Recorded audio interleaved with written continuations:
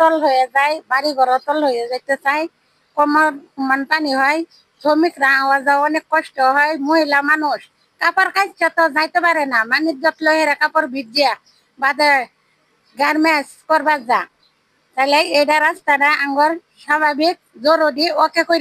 এই রিস্কাটের এই যে মোটরটি আছে, এই মোটরটি কিন্তু ডুবে যাবে। ডুবে গেলে তখন এই রাস্তা দিয়ে এই যে দ্রব্যমূল্য নিয়ে আসছে বেকারির গাড়ি, এখানে মানুষের শুকনো খাবার রয়েছে, এই খাবারগুলিও কিন্তু নষ্ট হয়ে যাবে এবং মানুষের কাছে পৌঁছতে পারবে না। তাইলে আমরা যেখানে এই এই ভরাডুবার মাঝে আমরা এখন এই রাস্তাটি না হওয়ার কারণে আমরা এই জায়গাটির নাম দিয়েছি ভরাডুবা। শ্রীপুর পৌরসভার মধ্যে গেডল সিরামিকের পূর্ব পাশে যে রাস্তাটি রয়েছে, এই রাস্তাটি এখন ভরাডুবা নামে পরিচিত। এই ভরাডুবা থেকে আমাদেরকে মুক্তি দেওয়ার জন্য শ্রীপুর পৌরসভাকে বলবো, আমরা যেন এই রাস্তাটি দ্রুতই সংস্কার পাই এবং আমরা এই ভরাডুবা থেকে মুক্তি পেতে পারি।